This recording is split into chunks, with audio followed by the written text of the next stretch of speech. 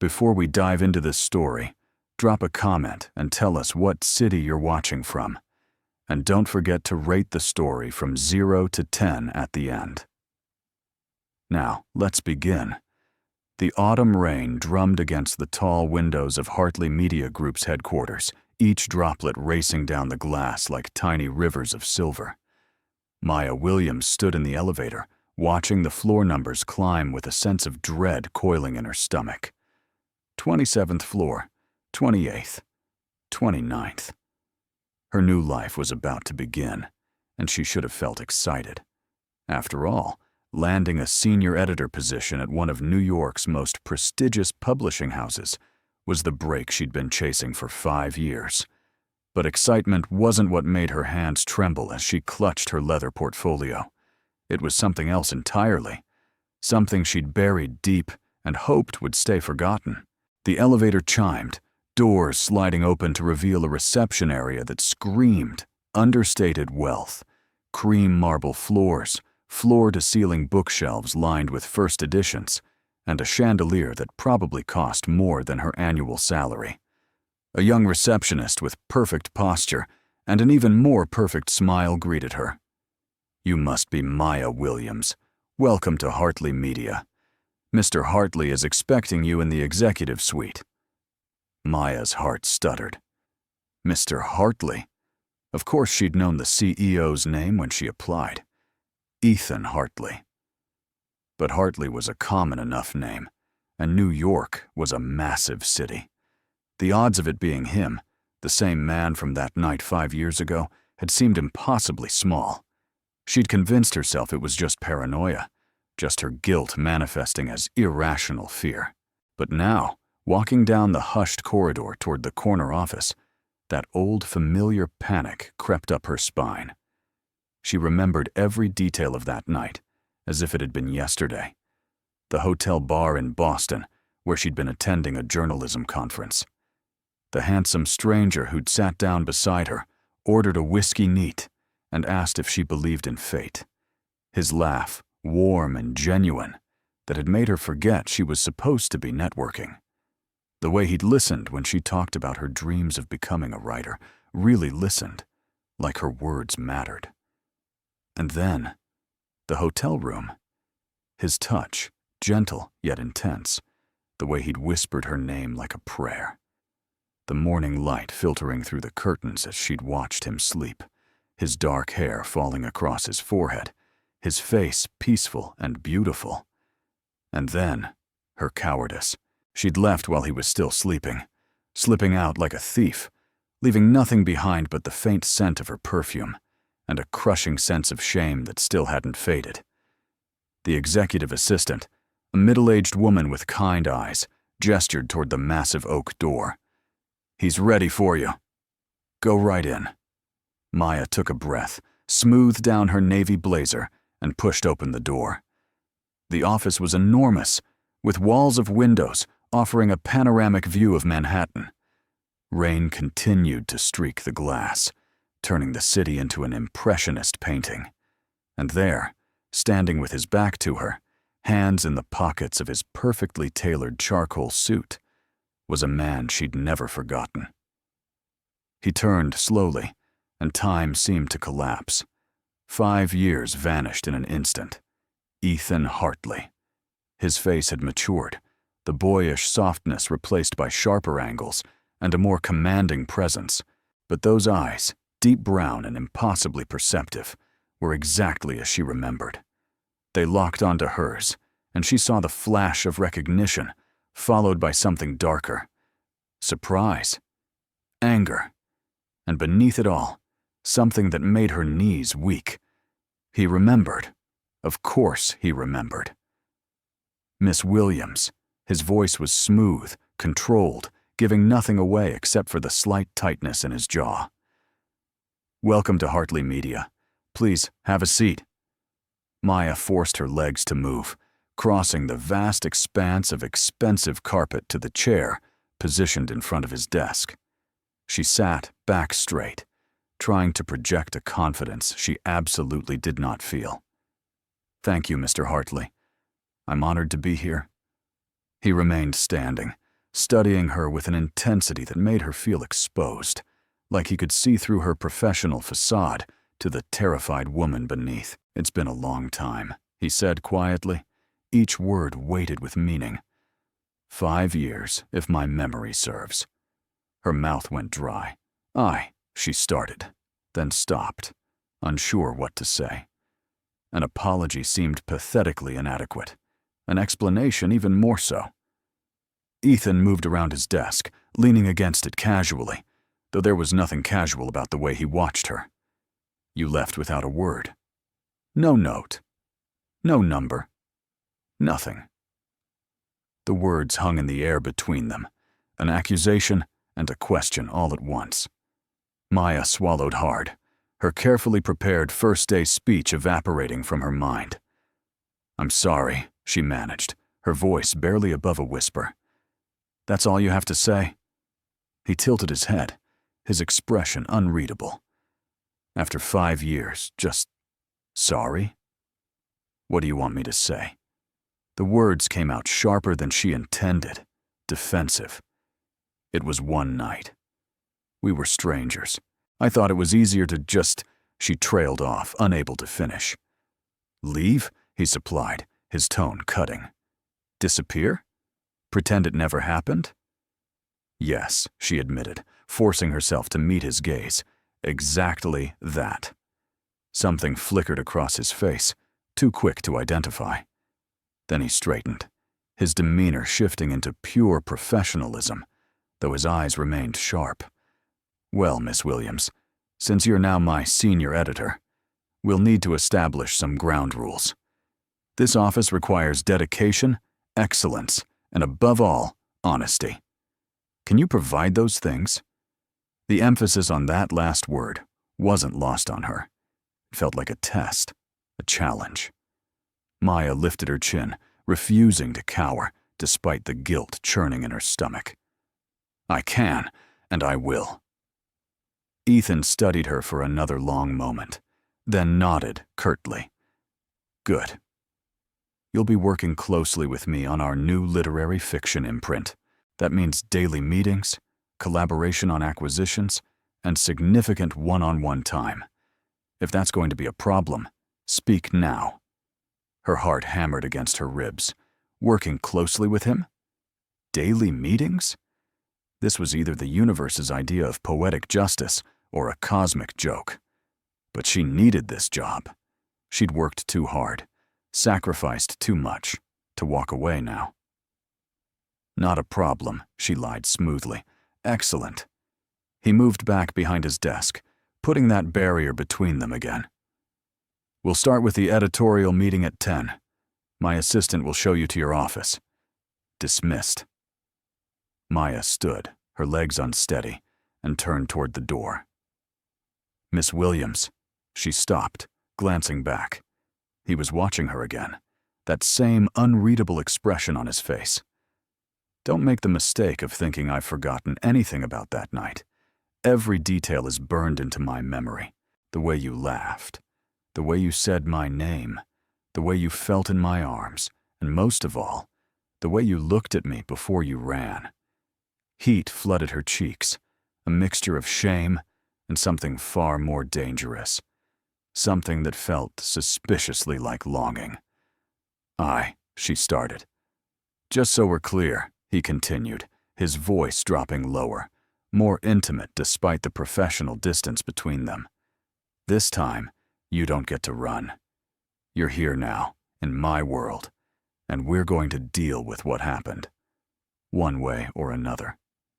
Before she could respond, he turned his attention to his computer, effectively ending the conversation. Maya fled, her composure barely holding until she reached the hallway.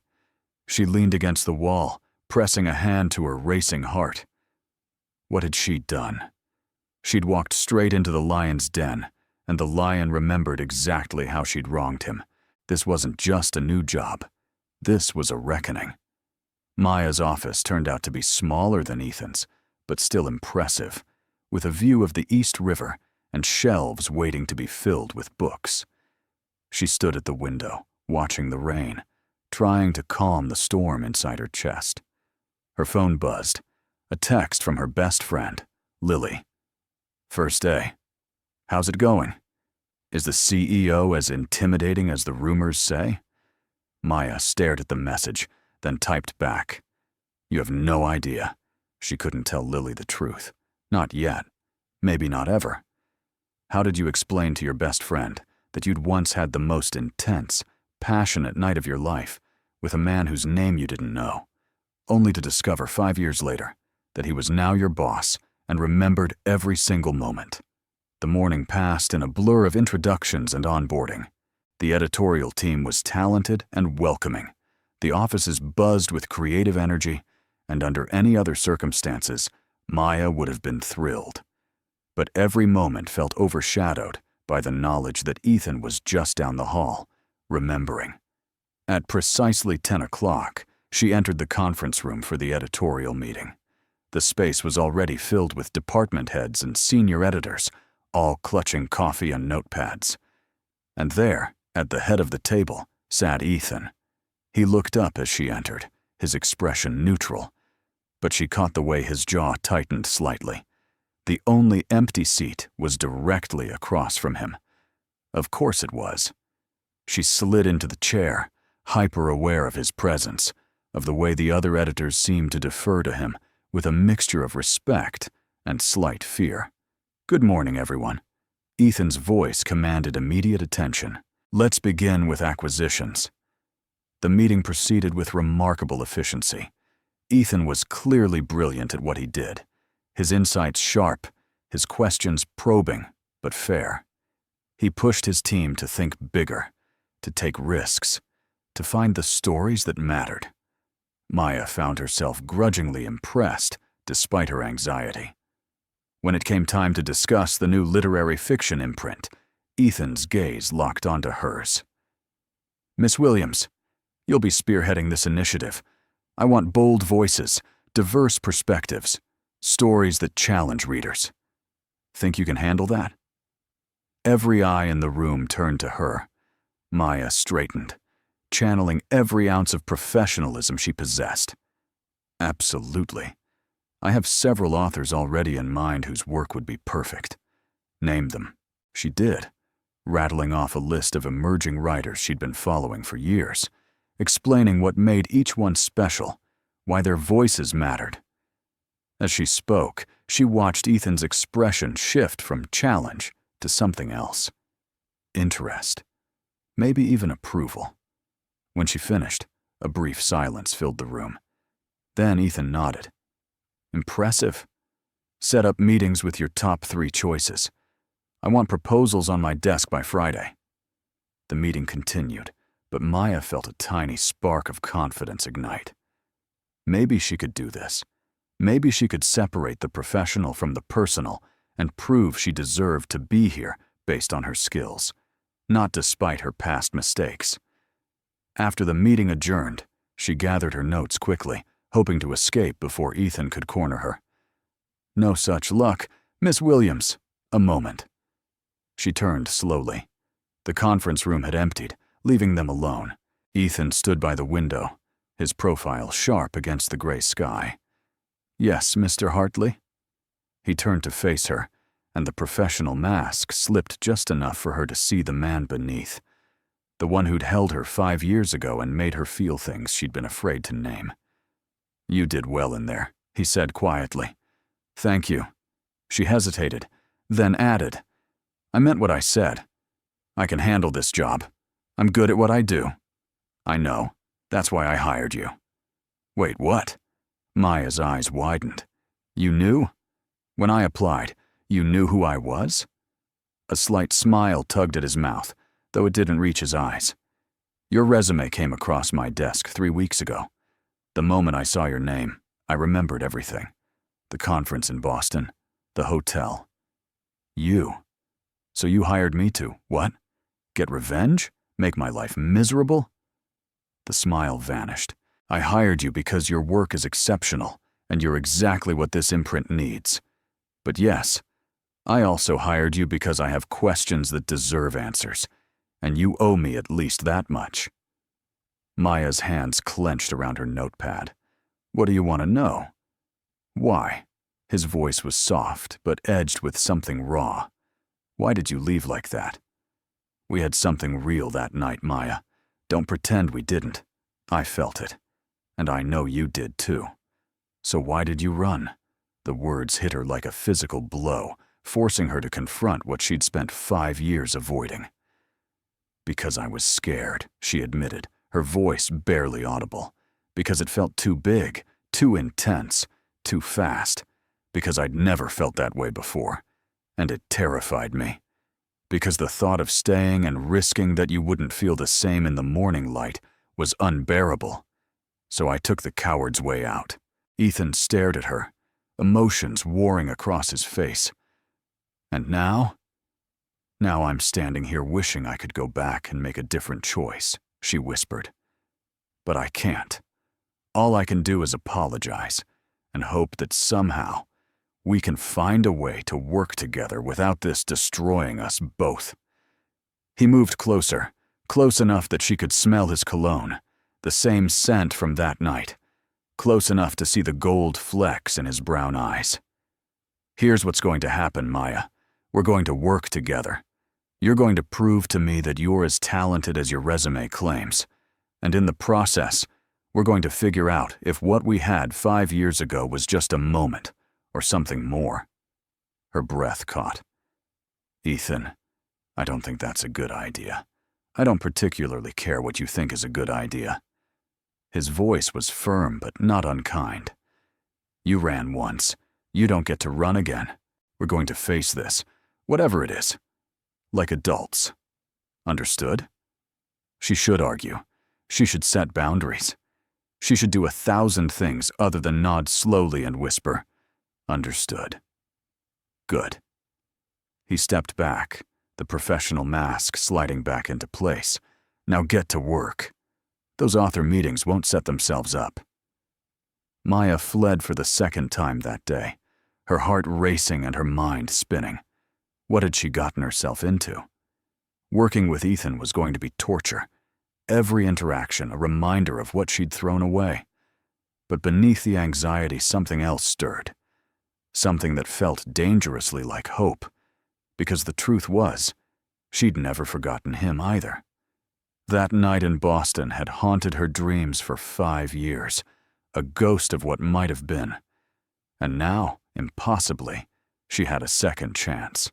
The question was whether she was brave enough to take it, or if she'd run again when things got too real.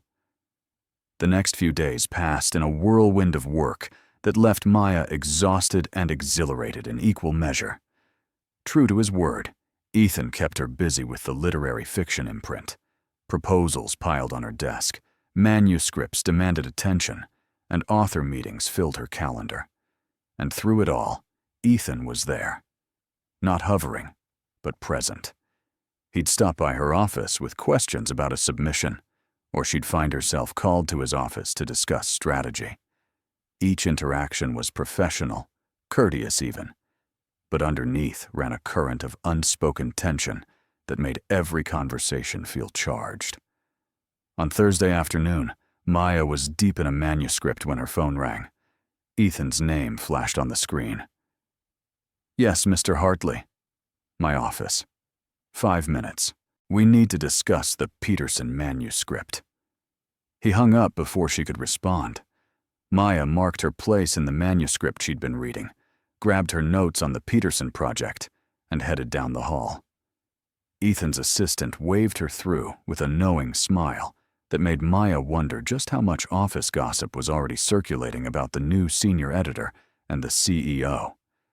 She found Ethan standing at his window again, jacket off, sleeves rolled up to his elbows. It was unfairly attractive, that casual version of him. It reminded her too much of Boston, of the way he'd looked in the dim light of the hotel room, relaxed and open in a way he never was in the office. "You wanted to discuss Peterson?" she asked, keeping her voice steady. He turned, and something in his expression made her pause. This wasn't his usual professional demeanor.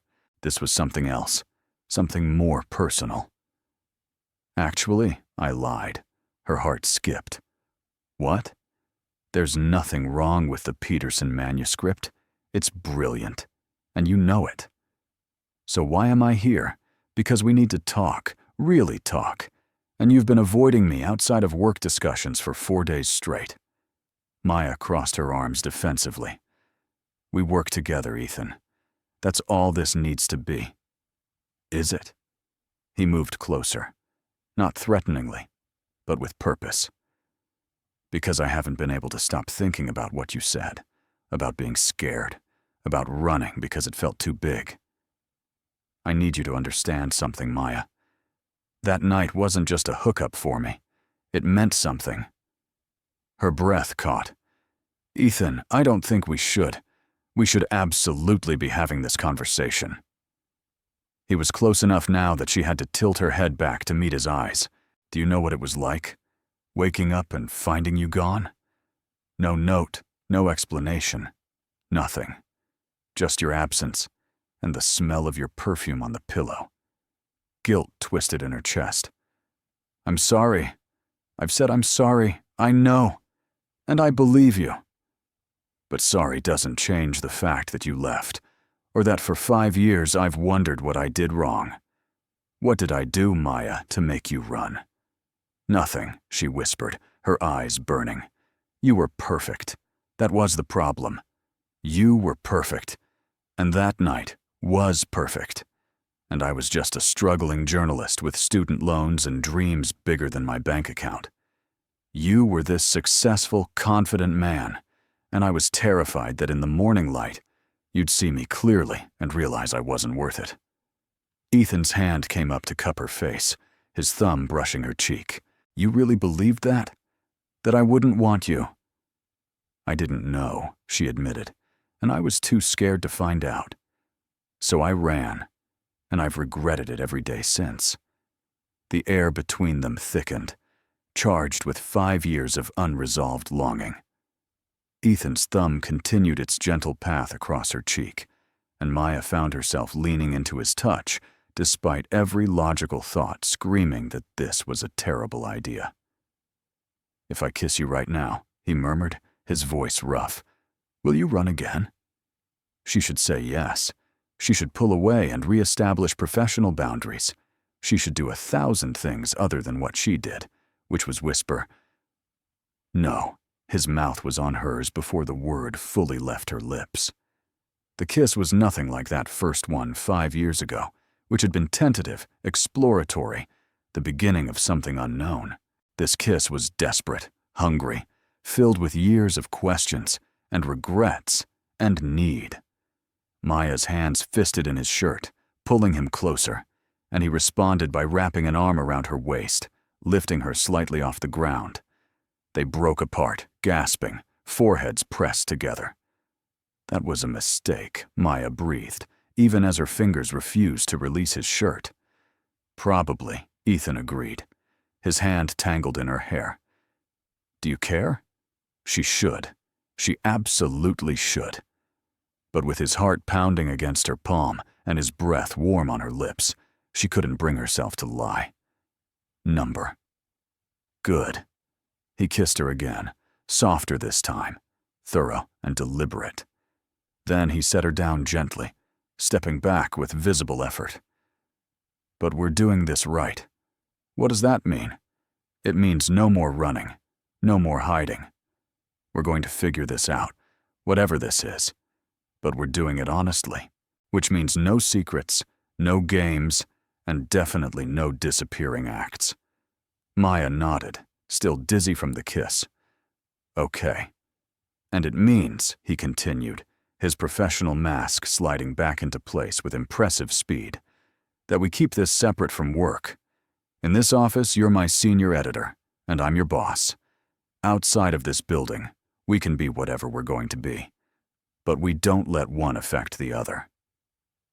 Agreed? It was sensible, mature, exactly the kind of boundary they needed. So why did it feel like he was putting distance between them again? Agreed, she managed. Ethan nodded, already moving back behind his desk, back into CEO mode. Good.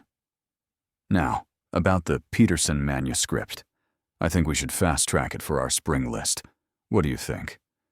Just like that, they were back to business. But Maya could still taste him on her lips, could still feel the imprint of his hands on her waist. Work suddenly seemed impossible, but she forced herself to focus, to discuss marketing strategies and publication timelines, as if her entire world hadn't just shifted on its axis. That evening, as Maya packed up to leave, she found a note on her desk in handwriting she didn't recognize, but somehow knew was Ethan's. Dinner tomorrow night. 8 o'clock. I'll pick you up. Don't even think about running. She smiled despite herself, despite the voice in her head warning her that this was dangerous, that mixing business with pleasure never ended well, that she was setting herself up for heartbreak. But for once, she was going to be brave. She was going to stay. Maya changed outfits 4 times before settling on an emerald green dress that was elegant, but not trying too hard. She told herself it didn't matter what she wore, that this was just dinner, just 2 adults talking. But a reflection told a different story. Her eyes were bright, her cheeks flushed, and she looked happier than she had in years. The buzzer rang at precisely 8 o'clock. Of course, Ethan was punctual. She grabbed her coat and purse, took one last steadying breath, and headed downstairs. He was waiting beside a sleek black car, dressed in dark jeans and a leather jacket that made him look less like a CEO and more like the man from that night in Boston.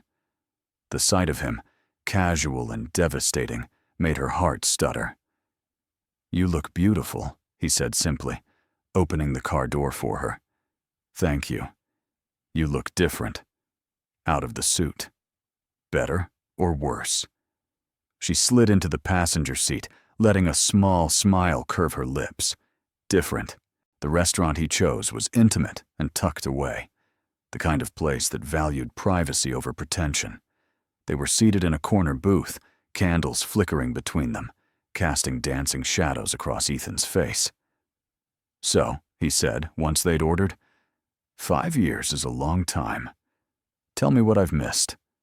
Maya laughed softly. "That's a broad question.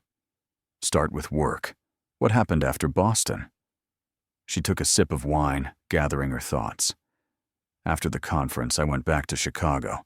I was freelancing mostly, trying to break into bigger publications. It was hard, a lot of rejection, a lot of ramen noodles for dinner. But I kept at it.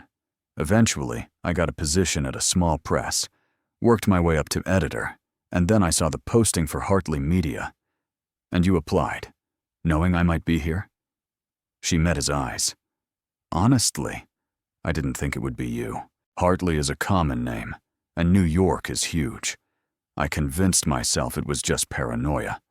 But part of me, a small part, hoped it was." "Hope is dangerous," he said quietly. "It makes you believe in impossible things. Like second chances." Like second chances. They fell silent as their meals arrived, but it wasn't uncomfortable. Instead, it felt easy, natural, like slipping back into a conversation that had been paused rather than ended. As they ate, Ethan told her about building Hartley Media from a small independent publisher into one of the industry's major players. His father had founded the company, but Ethan had transformed it, taking risks on debut authors and experimental fiction that other houses wouldn't touch. She could hear the passion in his voice, see it in the way his eyes lit up when he talked about discovering a brilliant new voice. "You really love it," she observed. "The work, finding stories that matter." "I do." He set down his fork, leaning back. "Books changed my life when I was a kid. My parents divorced when I was 8, messy and ugly, and I escaped into stories. I wanted to create that escape for others, to publish the books that would save someone else the way they saved me." Maya's chest tightened. She'd never known that about him. That night in Boston, they'd talked about dreams and ambitions, but not about the wounds that shaped them. "What about you?" he asked. Why books? Why editing? Because words matter, she said simply. Because a good story can change how you see the world, can make you feel less alone. I wanted to help bring those stories to life. We're not that different, you and I, Ethan said thoughtfully. Both chasing the same thing, just from different angles. Maybe that's why that night felt so. She trailed off, unsure how to finish. Inevitable? He supplied. Like we were always supposed to find each other? Yes. The word came out as barely more than a breath. After dinner, they walked along the waterfront despite the cold. The city glittered around them, alive and indifferent to their small drama. Ethan's hand found hers, their fingers interlacing naturally. I need to know something, he said, stopping to face her. If I hadn't hired you, if you hadn't walked into my office, would you have ever tried to find me? Maya considered lying, softening the truth. But they'd promised honesty. No, she admitted. I convinced myself you'd forgotten, that it was just a night that meant more to me than it did to you. So I tried to move on. Did you? Move on? She looked up at him, this man who'd haunted her thoughts for 5 years. Number. Not really. There were other dates, other relationships, but none of them ever felt right. I compared everyone to you, to that night, and they all fell short. Ethan's hand came up to cup her face, the gesture now familiar. I need you to understand something. That night changed me. After you left, I looked for you. I called the conference organizers, tried to find a registration with your name, but there were hundreds of attendees. I even hired a private investigator, but you were a ghost. Eventually, I had to accept that you didn't want to be found. Tears pricked Maya's eyes. I'm so sorry. I know, and I forgive you. But Maya, I can't go through that again. If we do this, if we try to make this something real, I need to know you're all in. No running when things get hard. No disappearing when you get scared. Can you promise me that? She thought about all the times in her life she'd chosen safety over risk, comfort over challenge. She thought about the 5 years she'd spent regretting a single moment of cowardice. And she made a choice. I promise. I'm not running anymore. He kissed her then, soft and sweet and full of promise. Around them, the city rushed past, but they were still, caught in their own moment. When they finally pulled apart, Ethan rested his forehead against hers. Come home with me. It wasn't a demand, but a question, an invitation. Maya knew what he was really asking. This wasn't just about one night. This was about choosing to trust, to risk, to be brave. Okay, she whispered. They drove through the city in comfortable silence, hands linked over the center console. Ethan's apartment was in a high-rise overlooking Central Park, all clean lines and floor-to-ceiling windows. But Maya barely noticed the view. She only had eyes for him. The morning light filtered through unfamiliar curtains, painting everything in shades of gold. Maya woke slowly, awareness returning in pieces. The soft sheets, the warm body beside her, the steady rhythm of breathing that wasn't her own.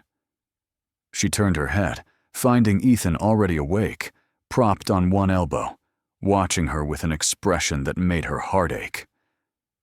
Hi, she whispered, suddenly shy despite everything that had happened the night before. Hi yourself. His voice was rough with sleep, his hair endearingly mussed. How long have you been watching me? Long enough to make sure you're really here, that you're not going to vanish the moment I close my eyes. Guilt twisted through her. Ethan, I'm not leaving. I promised. I know. He traced a finger down her arm, the touch feather light. But promises are fragile things. Actions matter more. Then let me show you. She rolled toward him, capturing his mouth in a kiss that she hoped conveyed everything she couldn't quite put into words. The apology, the regret, the hope, and most of all, the determination to get it right this time. They stayed in bed longer than they should have, talking about everything, nothing. Ethan told her about growing up in Connecticut, about the pressure of legacy and expectation. Maya shared stories of her childhood in California, of immigrant parents who'd sacrificed everything to give her opportunities they'd never had. It was the conversation they should have had 5 years ago, the getting to know you that had been skipped in favor of chemistry and desire. Now, they were building something real, something with a foundation. Eventually, reality intruded. They both had work, responsibilities, but as Maya showered and dressed in yesterday's clothes, she felt lighter than she had in years. When she emerged from the bathroom, she found Ethan in the Kit Williams, 2 cups of coffee waiting. "I could get used to this," she said, accepting one gratefully. "Good, because I plan on making it a regular occurrence." He pulled her close, kissing her forehead. "But we should probably talk about work." "Right. Work." Maya took a steadying breath. "We agreed to keep it separate. In the office, you're my boss. I'm your employee.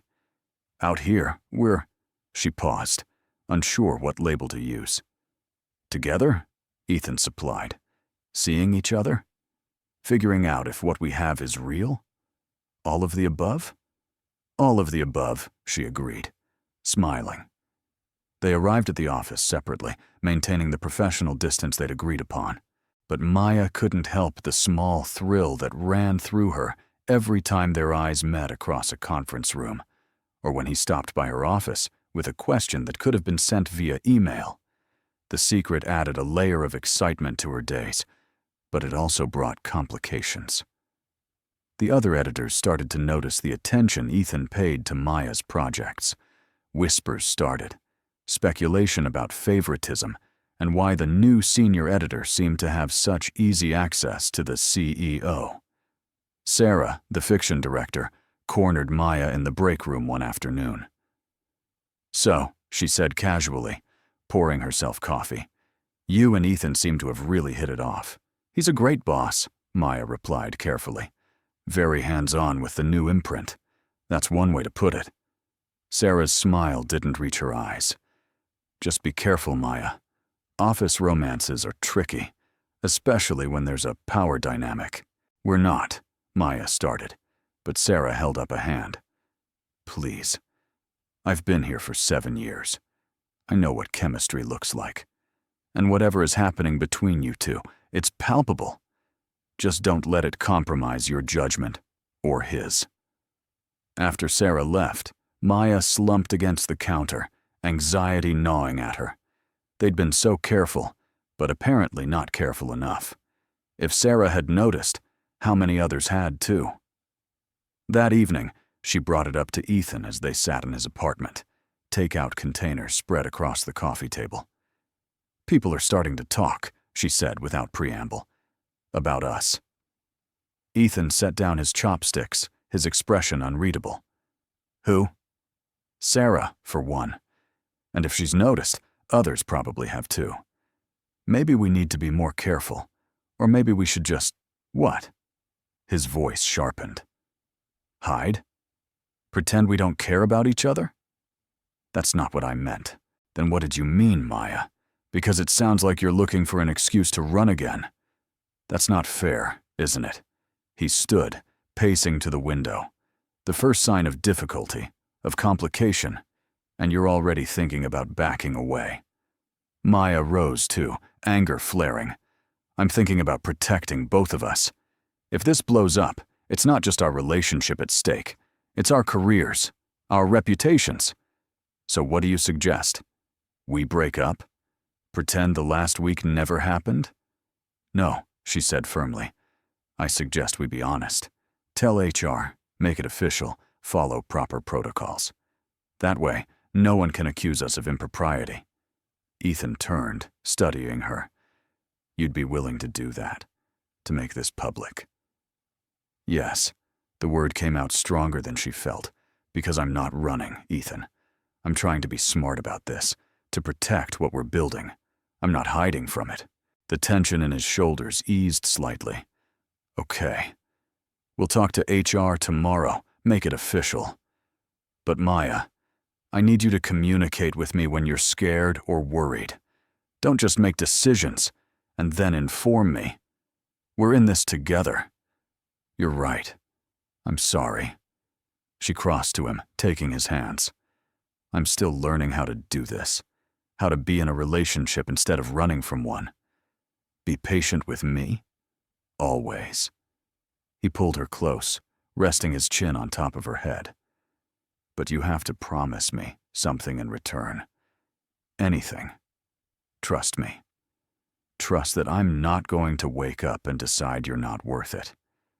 Trust that what we have is strong enough to weather complications. Can you do that? Maya thought about the 5 years she'd spent running from this exact fear, and she made another choice to be brave. I can. I will. The meeting with HR was surprisingly straightforward. The department head, a no-nonsense woman named Patricia, listened to their situation without judgment. She explained the disclosure requirements, the need to ensure Maya's reporting structure didn't create conflicts of interest, and the importance of maintaining professionalism. By the end of the week, Maya was reporting to the editorial director instead of directly to Ethan, and their relationship was officially on record. The gossip, as expected, exploded. Some people were supportive, finding the story romantic. Others were skeptical, questioning Maya's qualifications and whether she'd earned her position or slept her way into it. The comments stung, but Maya held her head high, letting her work speak for itself. The literary fiction imprint was thriving. Her first 3 acquisitions were generating buzz, and the authors she'd championed were delivering manuscripts that exceeded expectations. Even the skeptics had to admit she was good at her job. But the real test came 6 weeks into their relationship, when Ethan had to reject a manuscript Maya had championed. They sat in his office, the manuscript in question between them like a barrier. I understand your vision for this book, Ethan said carefully, and the writing is beautiful. But the market analysis suggests it won't sell, and we can't afford to take that risk right now. Maya's jaw tightened. Sometimes the best books are the ones that don't fit neatly into market categories. This author has something important to say.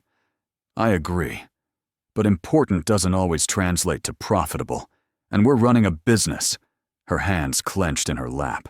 So that's it? Your decision is final? It is. And I need you to accept that without this becoming personal. How can it not be personal? She heard the edge in her voice and tried to soften it. Ethan, I believe in this book. Maya, look at me. She did, meeting his steady gaze. I respect your passion. It's one of the things I love about you. But in this office, I'm the CEO, and sometimes I have to make decisions you won't like. That doesn't mean I don't value your opinion or trust your judgment. It means I have to weigh multiple factors that you might not see. She took a breath, fighting the instinct to argue further. You're right. I'm sorry. I'm just disappointed. I know. And for what it's worth, if the numbers were different, I'd greenlight this in a heartbeat. Maybe we can revisit it next quarter, when we have a better sense of how the imprint is performing. That would be great. Thank you. After she left his office, Maya felt the weight of what they were attempting. Keeping professional and personal separate wasn't just about physical boundaries. It was about learning to disagree without damaging trust, about accepting that they wouldn't always see eye to eye, and about respecting each other's roles even when emotions ran high. That evening, Ethan showed up at her apartment with Thai food and an apology. I wasn't trying to dismiss your opinion today, he said, as they settled on her couch. You weren't. I know that now. I let my disappointment make it personal when it wasn't. It's a learning curve for both of us. He set down his food, turning to face her. But we're doing okay, right? We're figuring it out? We are, Maya agreed, leaning into him. It's not always easy, but it's worth it. Definitely worth it. The weeks turned into months, and they settled into a rhythm that worked. In the office, they were professional, careful to maintain appropriate boundaries. Outside of work, they were building something real. Ethan met her parents via video call, charming her mother with his respectful manners and impressing her father with his knowledge of her mother's hometown in Taiwan. Maya spent Thanksgiving with Ethan's family in Connecticut, navigating the complex dynamics of the Hartley clan with more grace than she'd expected. His mother was warm but scrutinizing, clearly protective of her son. His father was more reserved, eyeing Maya with the same assessing gaze Ethan sometimes wore. But by the end of the weekend, she'd won them over, bonding with his sister over shared book recommendations and convincing his father that her intentions toward Ethan were genuine. It was Emily, Ethan's younger sister, who pulled Maya aside before they left. "He's different with you," she said, her voice warm. "Lighter. He's always been so serious, so focused on the business and living up to expectations. But with you, he laughs more. He's himself. Thank you for that." The words made Maya's eyes burn with unexpected emotion. "I love him," she found herself saying. It had been true for a while, but this was the first time she'd said it aloud to anyone. "Then you should tell him." Emily squeezed her hand. Life's too short for unspoken words. On the drive back to the city, Maya kept glancing at Ethan, working up the courage. Finally, as they crossed into Manhattan, she took the leap. "I love you." The words fell into the quiet car like stones into still water, creating ripples. Ethan's hands tightened on the steering wheel, but he didn't respond immediately. Maya's heart sank. She'd miscalculated. It was too soon, or he didn't feel the same, or, "Pull over," she said suddenly. "What?" "Pull over. Please." He did, maneuvering to the curb. Before he could turn to her, Maya was already speaking, words tumbling out in a rush. "I'm sorry. That was too much. Too fast. You don't have to say it back. I just needed you to know, needed to be brave enough to, Maya." He turned, and his eyes were shining. "Stop talking for a second." She did, holding her breath. "I love you too," he said simply. "I've loved you since Boston, since that first night when you told me about your dreams, and I knew I'd found someone extraordinary. I've loved you through 5 years of not knowing where you were, and I've loved you every day since you walked back into my life. I was just trying to find the right moment to tell you." Oh, it was all she could manage, relief and joy flooding through her. "Oh? That's all you've got?" He laughed, pulling her across the console and into his arms. "I just told you I've been in love with you for 5 years, and all I get is, oh?" She kissed him, pouring everything she felt into the contact. When they finally broke apart, she whispered against his lips, "I love you. Better." He kissed her again. Much better. 6 months after Maya had walked into Ethan's office and back into his life, everything felt both impossibly right and terrifyingly fragile. They'd found their rhythm, learning each other's quirks and boundaries. She'd discovered that Ethan was grumpy in the mornings until he had coffee, that he had a secret weakness for terrible reality TV, and that he could quote entire passages from his favorite novels. He'd learned that Maya needed absolute silence while editing, that she stress-baked when anxious, and that she had a terrible sense of direction but refused to admit it. The literary fiction imprint was succeeding beyond anyone's expectations.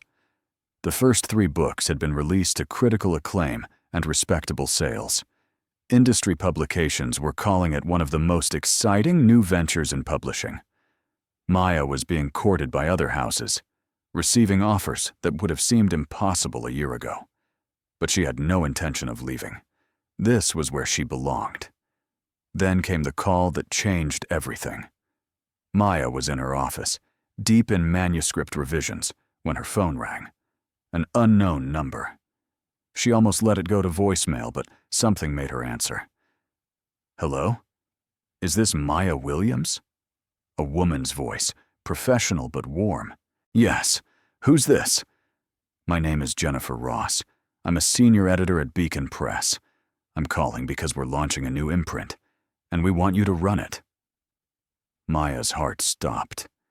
Beacon Press was one of the biggest publishers in the world, prestigious and powerful. I'm flattered, but I'm very happy where I am. I understand. But before you say no, I'd like you to hear what we're offering. The salary Jennifer quoted was nearly double what Maya was making. The benefits were exceptional. But more than that, it was the creative freedom, the budget, the chance to build something even bigger than what she'd started at Hartley Media. I need to think about it, Maya said, her mind spinning. Of course. Take a week. But Maya, opportunities like this don't come around often. After the call ended, Maya sat in stunned silence. This was everything she'd ever dreamed of, the kind of position that could define a career. But it would mean leaving Hartley Media, leaving Ethan. That evening, she told him. They were in his Kit Williams, cooking dinner together, when the words finally spilled out. Ethan went very still, the knife in his hand hovering over the cutting board. Say that again. Beacon Press offered me a job, running a new imprint. It's an incredible opportunity, Ethan. The kind that could. She trailed off, unsure how to finish. Change your career, he said quietly. Set you up for the future you've always wanted. Yes. He set down the knife, turning to face her. And you're considering it. I don't know. I wanted to tell you, to talk it through. But if you're asking if I'm flattered and intrigued, then yes, I am. The silence stretched between them, taut and uncomfortable. Finally, Ethan spoke, his voice carefully neutral. You should take it. What? You should take the job, Maya. It's what you've always wanted. But what about us? What about, we'll figure it out. People manage long-distance relationships all the time. Maya's stomach dropped. Long distance? You're talking about long distance? The position is in Boston, Maya. I'm not asking you to give up your dreams for me. You gave up looking for me once because I ran, she said, anger suddenly flaring. Now you're just going to let me walk away again. That's not fair, his voice hardened. I'm trying to support you, to not be the selfish bastard who holds you back. By pushing me away? By making decisions about our relationship without actually talking to me about what we both want? What do you want me to say? He turned to face her fully, and she saw the pain in his eyes. That I'm terrified of losing you? That the thought of you being in another city makes me want to beg you to stay? Would that change anything? I don't know, she admitted, but I'd rather you be honest than noble. They stared at each other, the air between them crackling with tension and fear and all the things they weren't saying. Finally, Maya took a breath. I'm not taking the job. Ethan's eyes widened. Maya, you can't make that decision based on, I'm not. Or at least, not just based on you. She moved closer, taking his hands. I love what I'm building at Hartley Media. I love the team, the creative freedom, the authors we're championing. Yes, Beacon would be bigger, but bigger isn't always better. And most importantly, I'm not running away from something wonderful just because staying is scarier. Are you sure? Because Maya, I meant what I said. I don't want to hold you back. You're not holding me back. You're part of the life I'm choosing, the life I want to build. She cupped his face, forcing him to meet her eyes. 5 years ago, I ran because I was afraid. I'm not making that mistake again. This time, I'm choosing to stay. The kiss he gave her was desperate and relieved, his arms banding around her like he was afraid she might disappear. When they finally broke apart, he rested his forehead against hers. I love you, he whispered. So damn much. I love you too. And Ethan? We need to promise each other something. Anything. If opportunities like this come up in the future, we talk about them. Really talk. With honesty. And without either of us playing the martyr. We figure it out together. He nodded. Together. Deal. A year and a half after Maya had walked back into Ethan's life, everything had changed, and yet nothing had. They'd moved in together, choosing a loft in Brooklyn that was halfway between the office and her favorite coffee shop. The space was filled with books, of course, stacked on every available surface, spilling from shelves, creating small towers on the floor. It drove Ethan crazy in the most endearing way, and Maya loved watching him try to organize them by some system that made sense only to him. The literary fiction imprint had become one of Hartley Media's most successful divisions. 2 of Maya's authors had won major awards, and several had hit bestseller lists. She was being invited to speak on panels, to judge prestigious competitions, to mentor emerging editors. Her career had blossomed in ways she'd never imagined.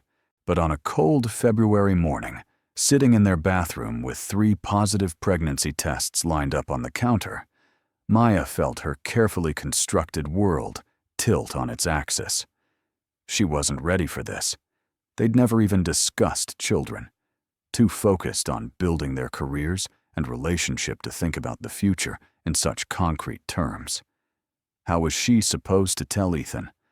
What if he wasn't ready either?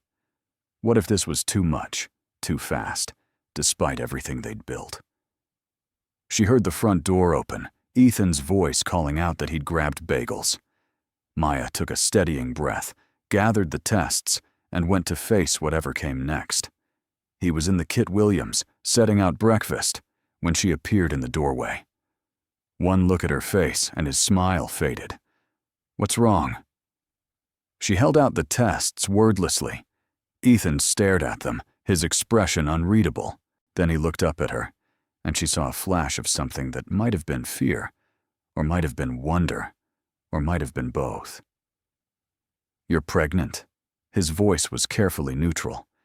Yes. How do you feel about it? The question surprised her. She'd expected him to tell her how he felt, to either celebrate or panic. Instead, he was asking about her. I don't know, she admitted, terrified, overwhelmed. We never planned this. No, we didn't. He set down the tests gently, moving around the counter to stand in front of her. But that doesn't mean it's bad. It just means it's unexpected. What do you want? The question hung between them, heavy with implications. Maya realized he was giving her the choice, making it clear that whatever she decided, he would support. The realization made her eyes burn.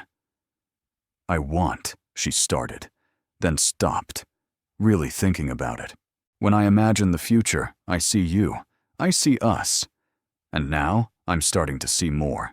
A family. But I'm scared, Ethan. My career is just taking off, and a baby would change everything. It would, he agreed. But maybe not in bad ways. Maybe in ways we can't even imagine yet. You think we can handle it? I think we've handled everything else that's been thrown at us.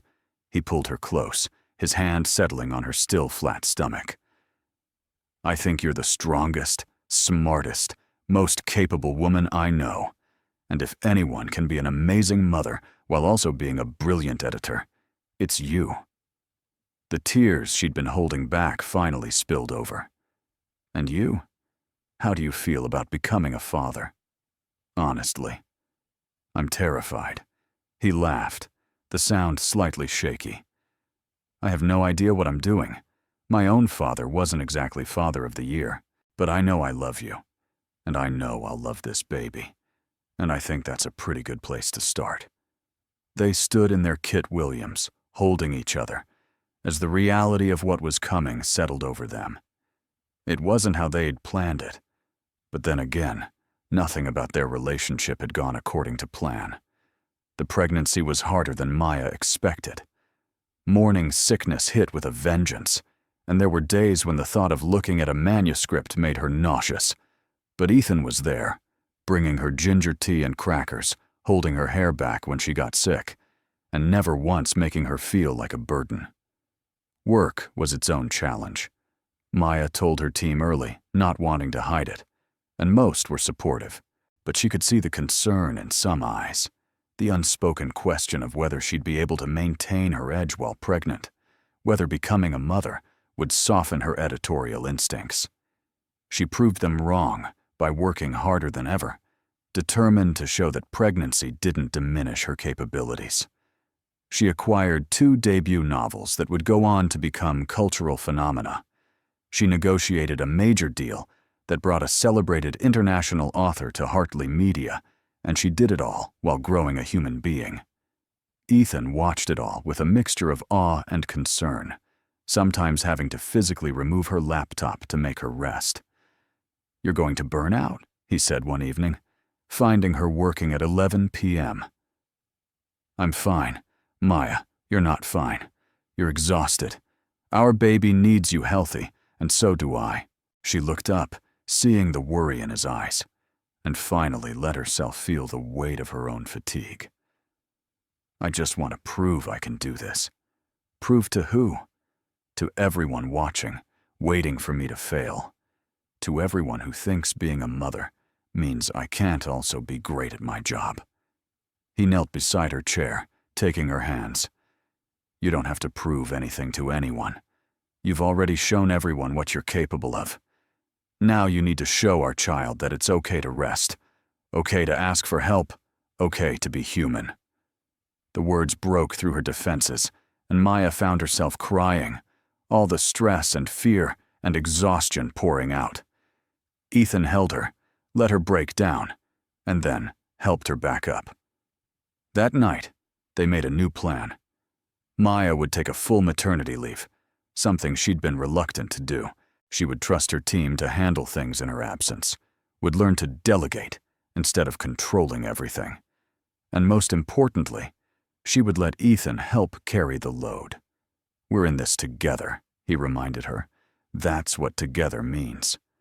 On a warm spring evening, in a hospital room filled with flowers and soft lighting, Maya held their daughter for the first time. She was perfect. Tiny and red-faced and squalling, but absolutely perfect. Ethan stood beside the bed, looking down at them both with an expression of such profound love that Maya's chest ached. "What should we name her?" he whispered. They'd discussed names, made lists, but nothing had felt quite right. Now, looking at their daughter, Maya knew. Hope. Her name is Hope. Ethan's eyes met hers, understanding passing between them, because she represents everything they'd almost lost, everything they'd been brave enough to reach for. Hope Williams Hartley. It's perfect. Returning to work after maternity leave was harder than Maya expected. Not because she didn't love Hope. She adored their daughter with a fierceness that sometimes terrified her, but because she'd forgotten what it felt like to be just Maya, not Hope's mom. The first day back, she stood in front of her office building, briefcase in one hand, breast pump bag in the other, and wondered if she'd made a mistake. But then she thought about the manuscripts waiting for her attention, the authors counting on her guidance, the stories that needed to be told. She was more than one thing. She could be a mother and an editor. She could be both. Her team welcomed her back with enthusiasm, and she dove into the work she'd missed. But there were adjustments, pumping brakes every few hours, conference calls cut short when daycare called, the constant mental calculation of whether she was giving enough to her work, enough to Hope, enough to Ethan, enough to herself. One evening, 3 months after her return, she broke down in Ethan's arms. "I feel like I'm failing at everything," she sobbed.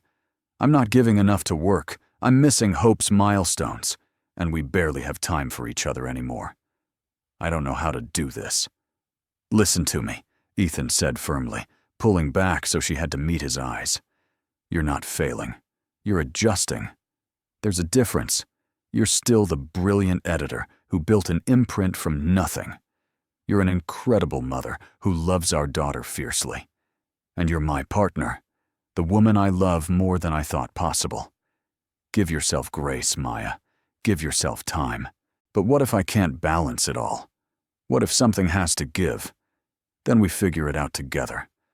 Maybe you cut back hours. Maybe I do. Maybe we hire more help at home.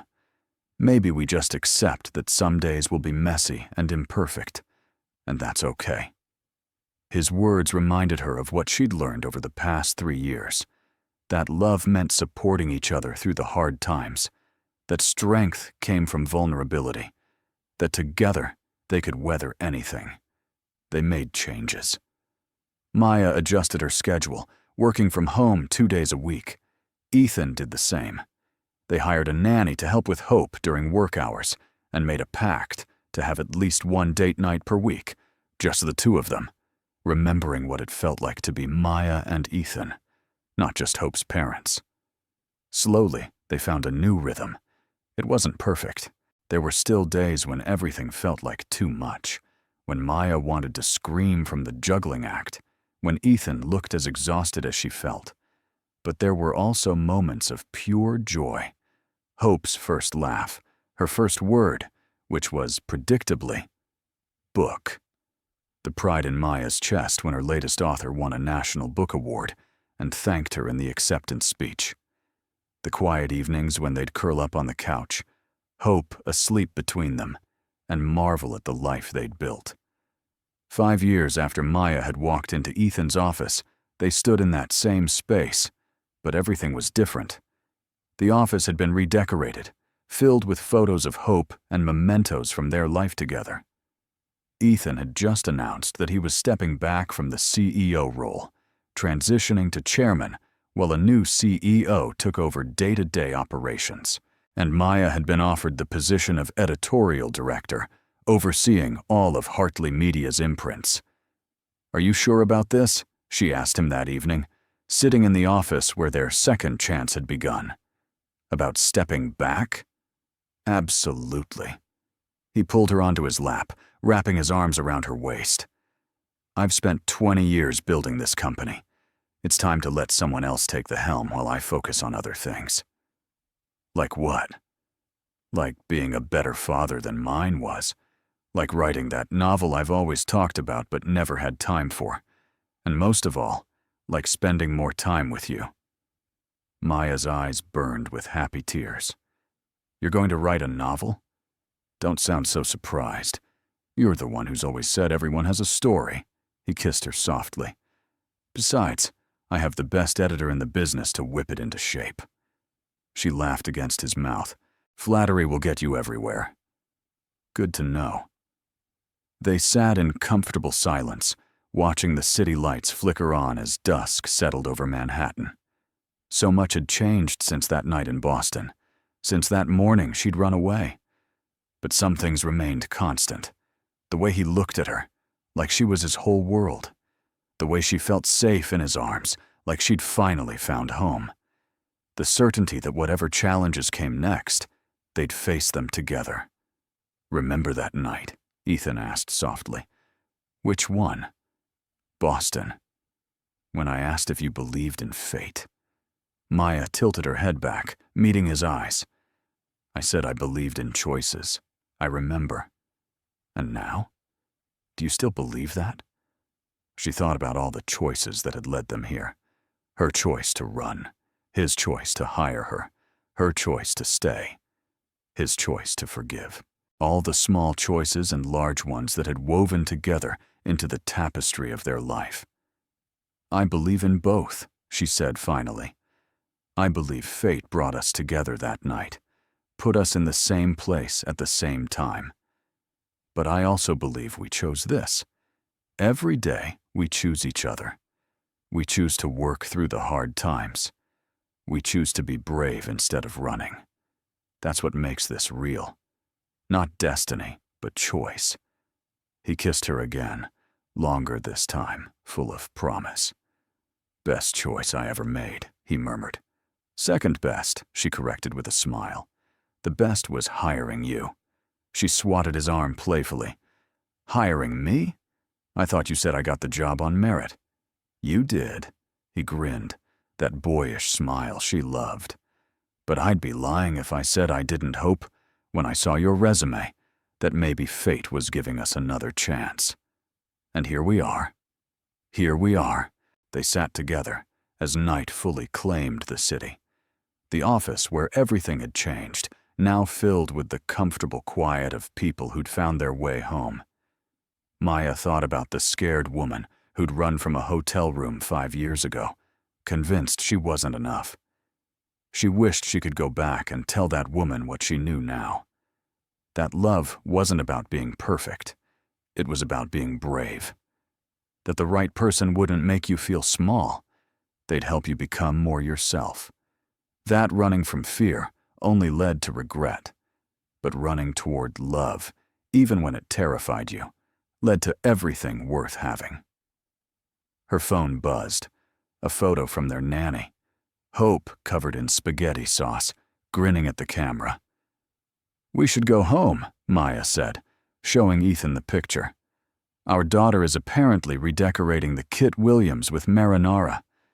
He laughed, the sound rich and warm. Let's go. They gathered their things, turned off the lights, and walked out together, hand in hand. The office door closed behind them, but the story, their story, continued on. Because some stories don't end. They just keep getting better. 3 years later, on a crisp autumn evening, Maya stood in a bookstore in Brooklyn, surrounded by faces both familiar and new.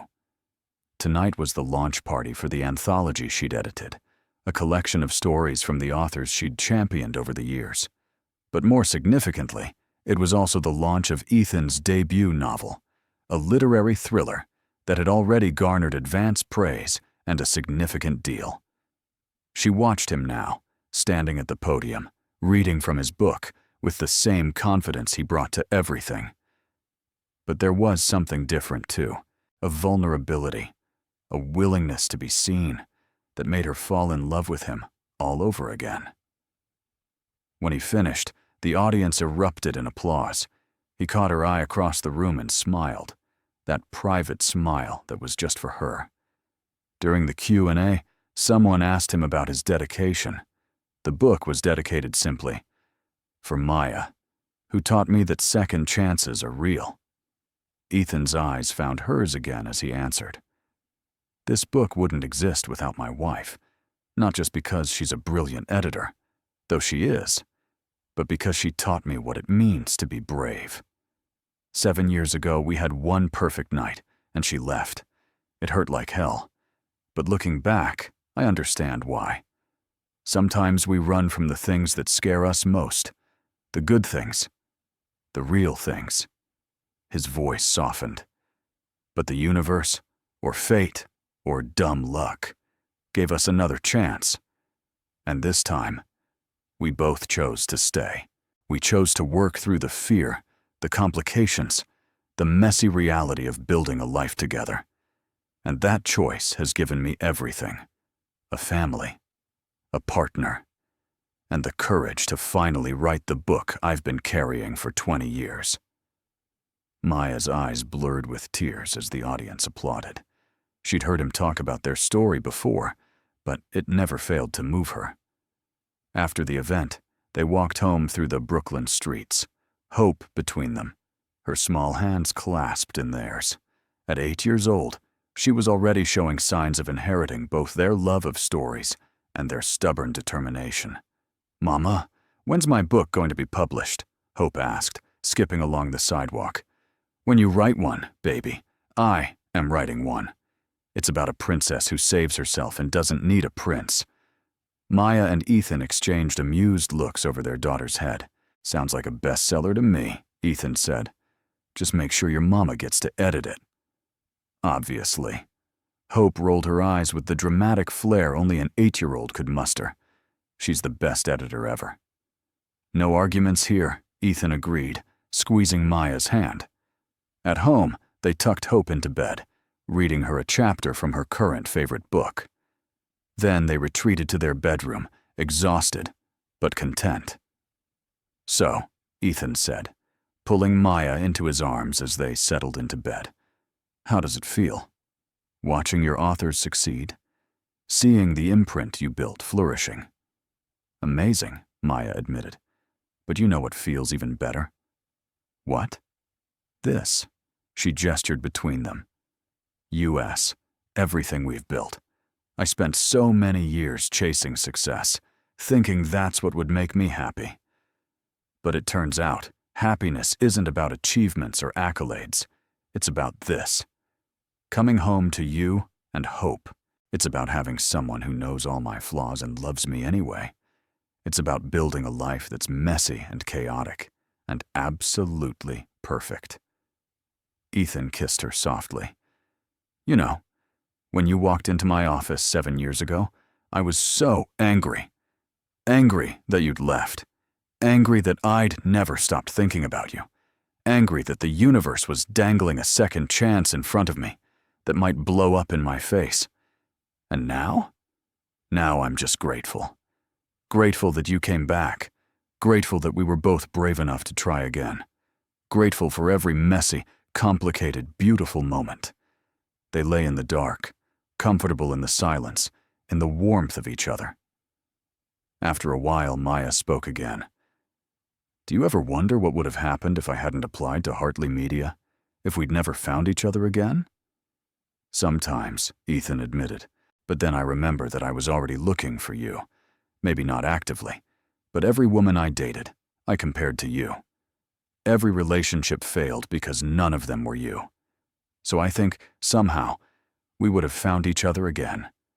Maybe not when we did, maybe not how we did, but eventually. Because some people are meant to find each other. You really believe that?" "I really do." He pulled her closer. "And I believe that what we have is rare. Not perfect, but real. Built on choice and work and forgiveness. That's worth more than any fairy tale." Maya smiled in the darkness. "When did you become such a romantic?" "I've always been a romantic. I just hid it well." They drifted off to sleep, wrapped around each other, as they had been for 7 years now. And in the morning, they'd wake up and do it all again. The work and the family and the messy, beautiful life they'd chosen. Because that was the thing about second chances. They weren't about getting it perfect the second time. They were about learning from the first mistake and choosing differently. About being brave enough to stay instead of run. About building something real instead of something easy. And sometimes, if you were very lucky, second chances led to everything. To love and family and careers that fulfilled you. To lazy Sunday mornings and chaotic weekday evenings. To inside jokes and shared glances. To the quiet certainty that you'd found your person, your home, your place in the world. Maya had run once, terrified of what she felt. But she'd come back. And in coming back, she'd found not just Ethan, but herself. The version of herself that was brave enough to risk her heart, strong enough to juggle career and family, wise enough to know that having it all didn't mean being perfect at everything. It meant choosing what mattered most and being present for it. 7 years after that perfect night in Boston, 5 years after walking into his office, 3 years after having hope, Maya Williams Hartley knew exactly what mattered most. It was sleeping beside her, trusting her with his heart. It was down the hall, dreaming of princess stories. It was in the life they'd built together, moment by moment, choice by choice. And she would never run from it again. On their 10th anniversary, Ethan surprised Maya with a trip back to Boston. They left Hope with Ethan's sister and drove up the coast, retracing the journey that had started everything. The hotel where they'd met was still there, though renovated and modernized. They checked into a room, not the same one, but close enough to feel significant. That evening, they sat at the same bar where they'd first spoken, ordering the same drinks, Whiskey neat for him, red wine for her. "Do you remember what you asked me that night?" Maya said, swirling her wine. "I asked you a lot of things. But yes, I remember the important one. Do you believe in fate?" She nodded. And I said I believed in choices. I remember being so impressed by that answer. Most people either say yes or no, but you saw the complexity in it. And now? 10 years later, what do you believe? Maya was quiet for a long moment, thinking. "I believe we were lucky," she said finally. "Lucky to find each other. Lucky to get a second chance. Lucky that we were both finally ready to choose brave over safe. But I also think we made our own luck. We worked for this. We chose each other every day, even on the hard days. Especially on the hard days." Ethan raised his glass. "To making our own luck. To making our own luck," she echoed, clinking her glass against his. They drank, and in the warm lighting of the bar, surrounded by the hum of other people's conversations, Maya felt a profound sense of peace. This was where it had started, with a question about fate and a night that had changed everything. And now, 10 years later, she knew the answer. Fate had brought them together. But love, real love, wasn't about destiny. It was about the 1,000 small choices that came after. The choice to forgive. The choice to trust. The choice to stay and fight and build something real. As they left the bar and walked back to their room, Ethan took her hand. "Thank you," he said softly. "For what? For coming back. For staying. For giving us a chance to get it right." She stopped, pulling him close. "Thank you for remembering. For not giving up on what we could be. For being patient while I learned how to be brave." They kissed in the hallway of that Boston hotel, and it felt like coming full circle. From that first night to this moment, from running to staying, from fear to love. The next morning, they drove back to New York, back to their daughter, and their work, and their beautifully complicated life. And Maya knew, with absolute certainty, that she was exactly where she was supposed to be. Some stories begin with once upon a time. Theirs began with a stranger in a bar and a question about fate. But the best part? Their story was still being written, one choice at a time, one day at a time, one moment of brave over safe at a time. And it was perfect. Not because it was easy, but because it was real. Not because they never struggled, but because they struggled together. Not because fate demanded it, but because they chose it. Every single day, they chose each other, and that made all the difference. What did you think of their story? Share your thoughts in the comments. On a scale from 0 to 10, what's your rating? Subscribe to the channel and turn on notifications to follow all our stories, and check out more emotional stories by clicking on the end screen.